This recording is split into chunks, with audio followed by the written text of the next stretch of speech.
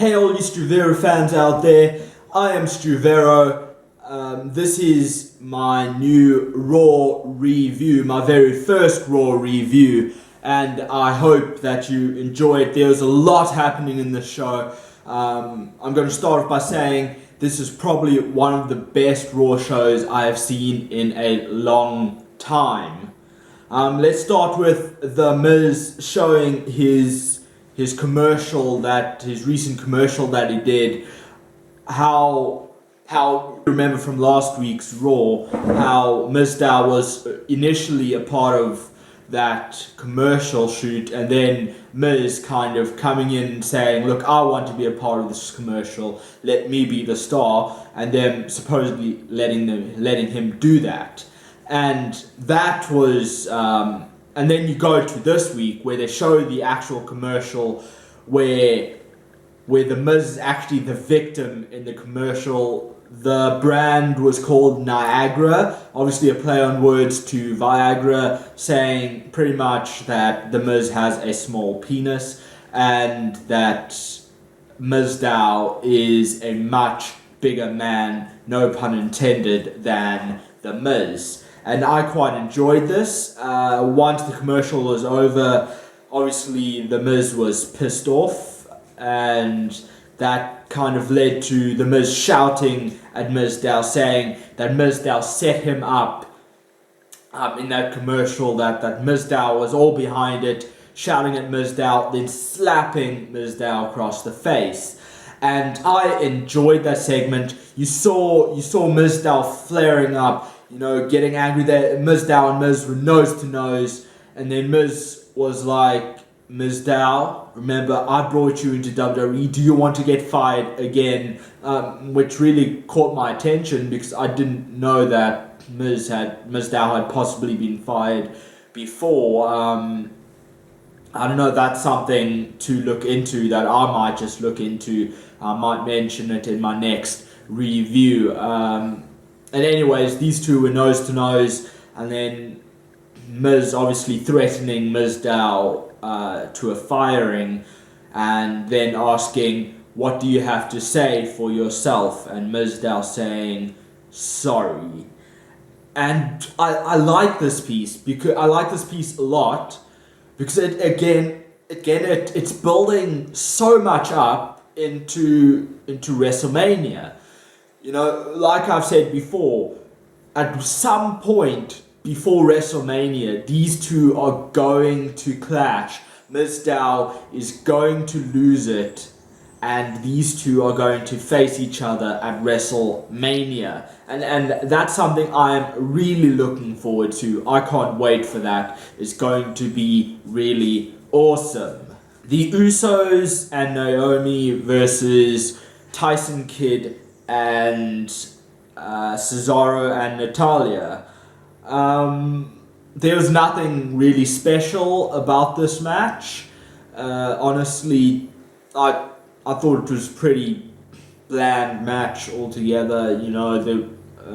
It didn't have that usual flair to it. It wasn't its usual self, and I thought the match could have gone better. There was nothing really special except for the ending where obviously an injured Natalya got tagged in and then losing the match from there. They had the argument afterwards, and how Tyson Kidd hugs Natalya and everything's kind of okay. Something makes me think that perhaps this will lead into WrestleMania, where Tyson Kidd and Cesaro will face the Usos for the tag titles, where perhaps Natalya will actually see that Tyson Kidd is actually really a bad guy and actually turn her back on Tyson Kidd, thus making Tyson Kidd and Cesaro lose the titles at WrestleMania. Personally, I hope that does not happen. If anything, I hope that she turns her back on them before WrestleMania, so that there is a possible chance that Tyson Kidd and Cesaro will hold on to their titles a bit longer at WrestleMania itself. I want to see a win at WrestleMania for Tyson Kidd and Cesaro. I think this this tag team is a great tag team, and I want to see them hold the titles for a while. Then you have John Cena versus Curtis Axel. Curtis Axel is still going on with this Axel Mania bit, and I quite I've mentioned before, I quite like Curtis Axel and his Axel Mania. It's a pity that they're not actually doing anything with Curtis Axel at the moment. They're making him a jobber right now. It was pretty obvious going into the match that John Cena was obviously going to win that match against Curtis Axel. There's no doubt about it. But I do hope that Curtis Axel does end up winning altogether. That perhaps at WrestleMania with the Andre the Giant Battle Royal, Curtis Axel will actually end up winning. Maybe that's why they're making him lose all these matches, to kind of make it a bit of a surprise at WrestleMania that Curtis Axel will win the Andre the Giant Battle Royal. And I hope, though, that it doesn't become like how Cesaro became last year, where he wins the Andre the Giant Battle Royal. It seems like he's going somewhere, and then they just put him down and make him lose all his matches. Then after the match, you got Rusev coming out saying that Stephanie McMahon says it's up to him, Rusev, to decide whether or not to give John Cena another match at WrestleMania. And then him having that pause, almost like saying he's considering putting John Cena, saying yes to John Cena, even though it's pretty obvious to us that he's going to say no. He does say no. The segment ends there. But I think, obviously, just like Miz and Mizdow, this is another match that's going to be leading up to WrestleMania. I think it's pretty obvious to all of us that John Cena will face Rusev at WrestleMania for the United States Championship. It's just when they're going to make it official and how they're going to make it official, we are still yet to see. But I reckon John Cena is going to probably interfere in a match of Rusev's over the next few weeks.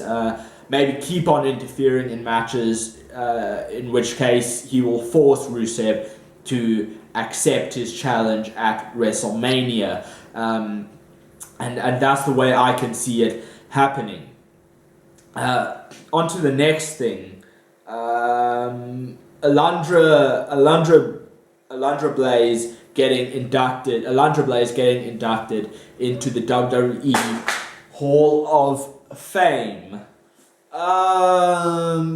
It's nothing too special to me, honestly. It's just like the scenario with Sting, where, like I said, I don't know the person, so I can't really root for that person. So it's the same as with Alundra Blaze.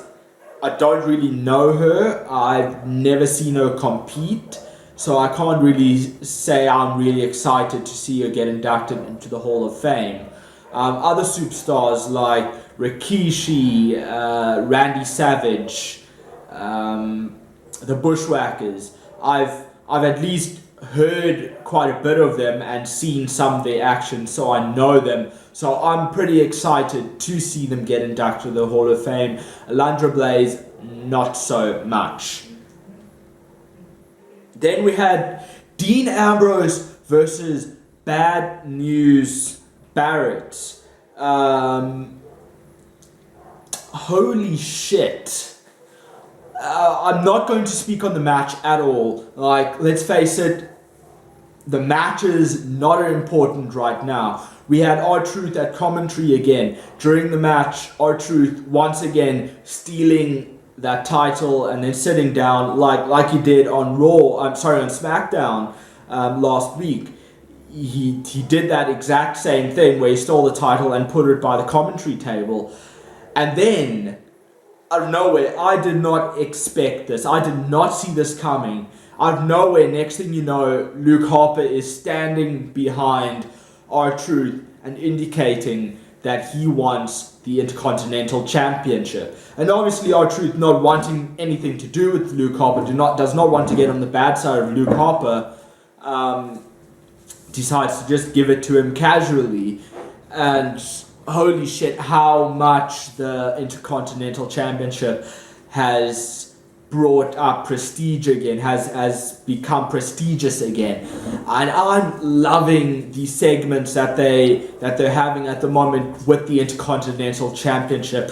Honestly, it's been for the last week now, it's been the best segments that they've put together in a long time. And like I said, bring back the Intercontinental Championship prestige. It's so great to see that happening again, and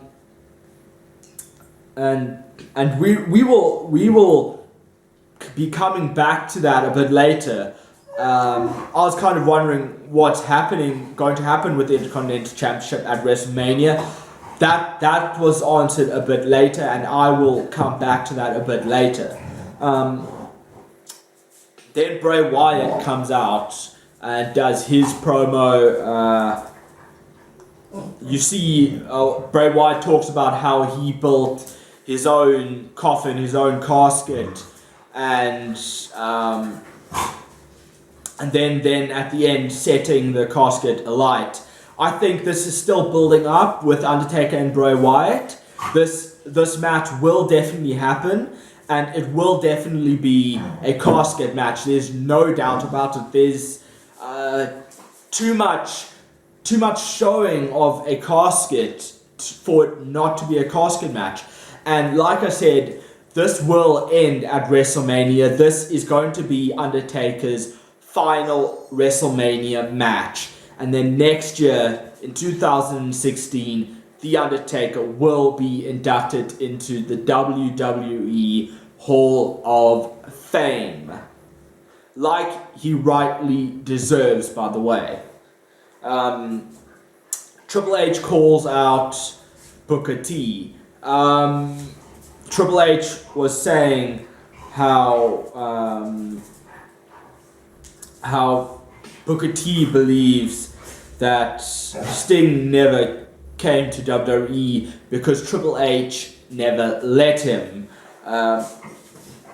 And Booker T also mentioned how Sting was the last man standing in WCW, and which kind of made me think perhaps that's an indication that Triple H and Sting will possibly have a last man standing match at WrestleMania.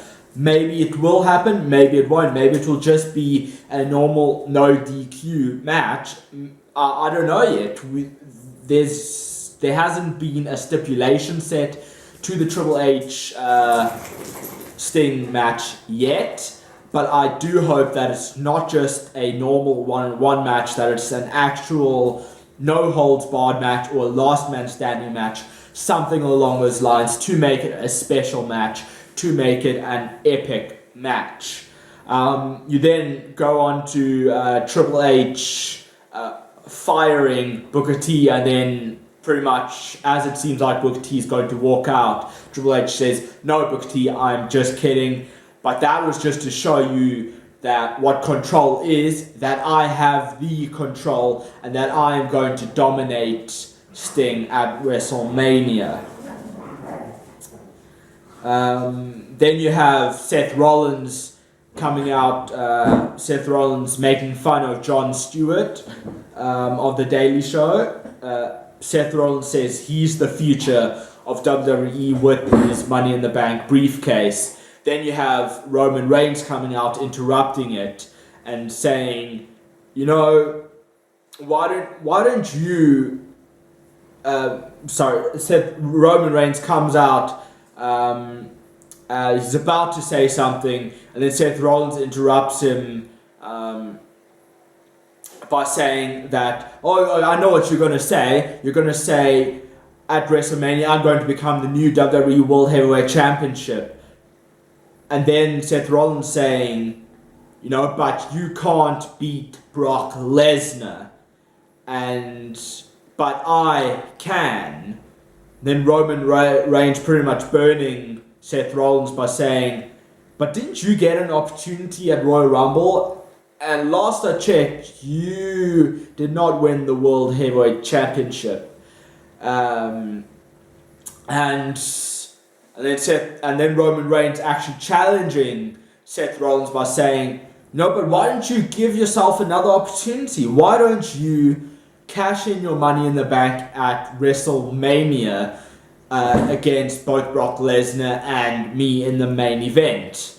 Seth Rollins then going on to say, you know what, maybe I will, but maybe, just maybe I will cash it in once you two have beat the hell out of each other and cash it in against Last Man Standing at WrestleMania. Maybe I'll cash it in at the Fallout on Raw for the following night.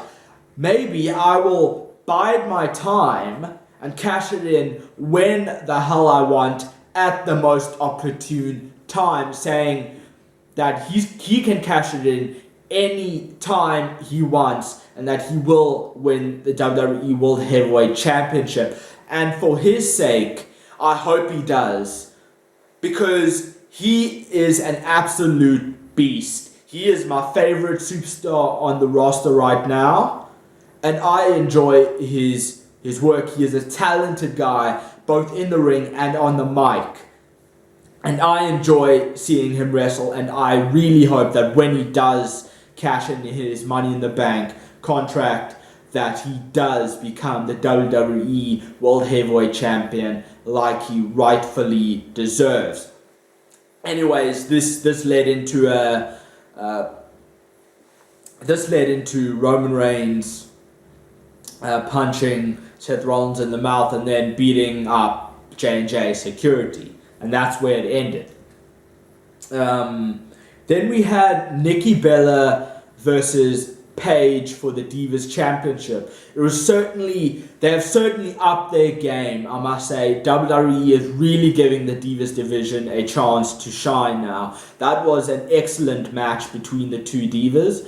I kind of expected that it would end probably on a disqualification, especially it became blatantly or brutally honest or obvious.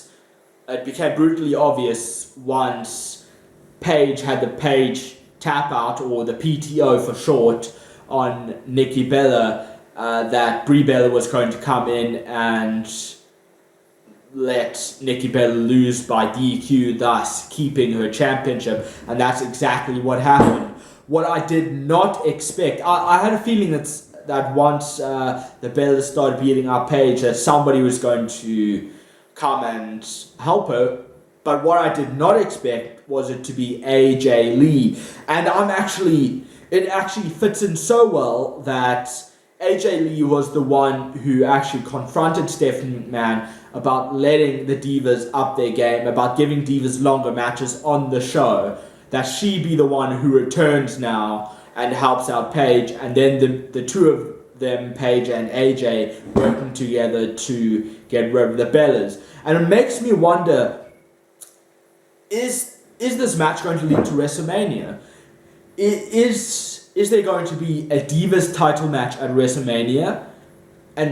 Or is it going to be perhaps a Divas tag team match? You know, is it going to be the Bellas versus AJ and Paige at WrestleMania? Or is it going to be a triple threat match for the Divas Championship with AJ, Paige, and Nikki Bella?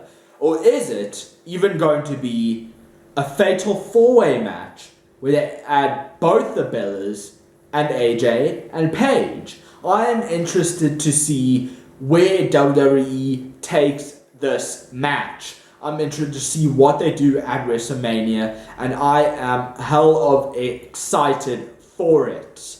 And I must say, creative, especially leading up to WrestleMania, creative has been doing a hell of a job. Like I said at the beginning of this review, this Raw was definitely the best Raw I have seen in a long time. Then Paul Heyman comes out, does his promo. he states the obvious that Brock Lesnar will be at WrestleMania. He then goes on to say that Brock Lesnar, before and after WrestleMania, will be wherever the hell he pleases. And I think that's kind of almost hinting that Brock Lesnar could sign with MMA and UFC, that Brock Lesnar could end up signing with them, and instead of continuing with WWE after WrestleMania, and saying that Brock Lesnar will be wherever the hell he pleases, and that he will still be champ at after WrestleMania. I think it's I honestly don't see Brock Lesnar keeping that championship after WrestleMania, to be honest. Even if it means Brock Lesnar winning the championship and then Seth Rollins cashing in successfully at WrestleMania, I just don't see Brock Lesnar retaining that championship. I must say, in regards with this promo Paul Heyman did, the fire Paul Heyman had in doing the promo, it was absolutely fantastic.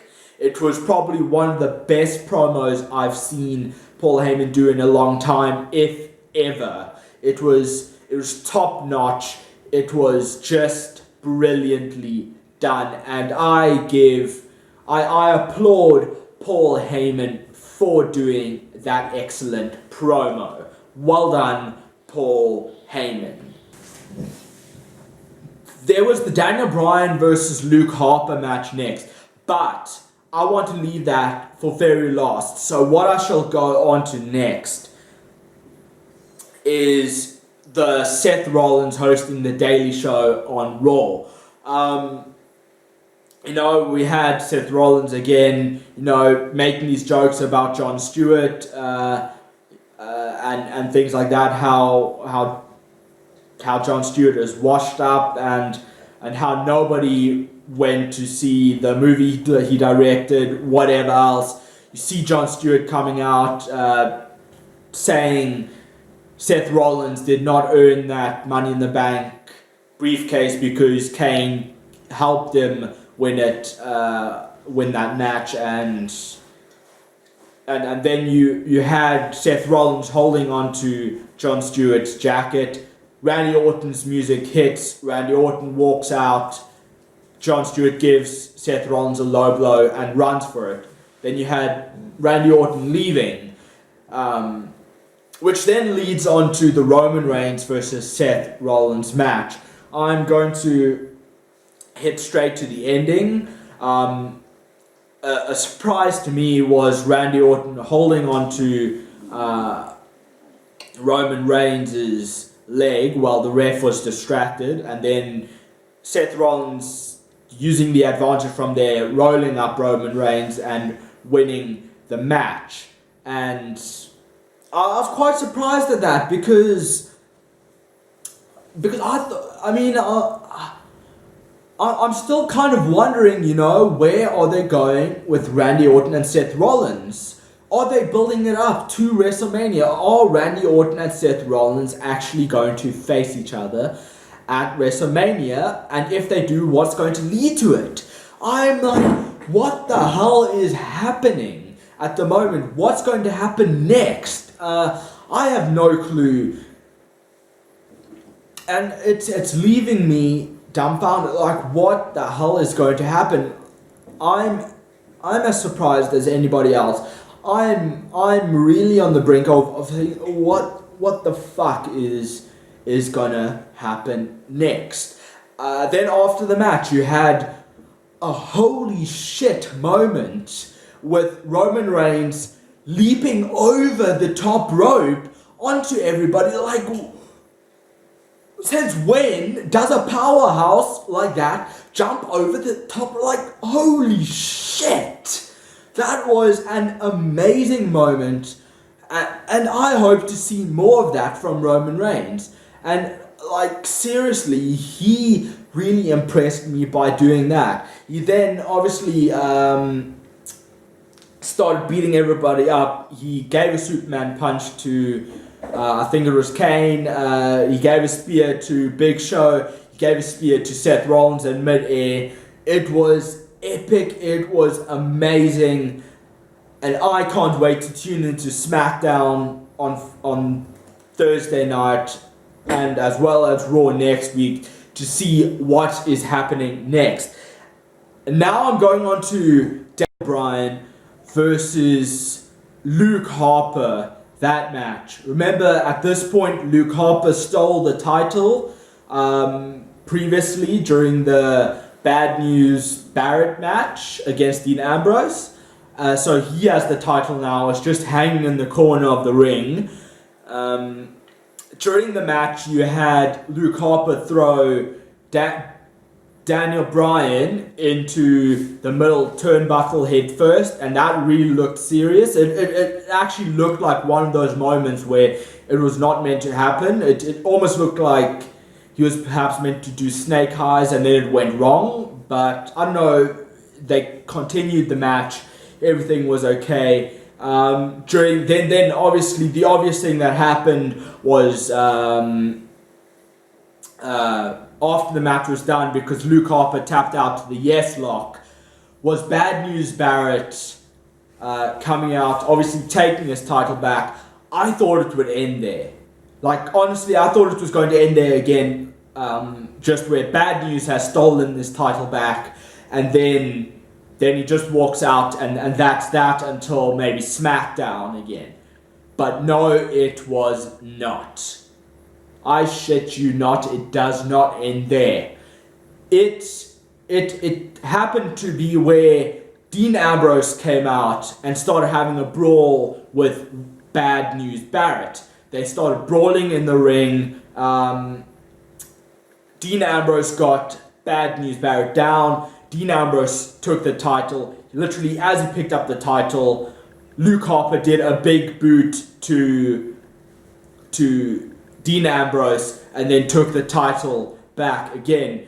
But he was so exhausted from his match that all he did was sit in the corner and kind of hold the title loosely. R-Truth comes out, casually takes the title back. He walks around the ring. Next thing we know, Luke Harper's just standing tall there over R-Truth, saying he wants the title back.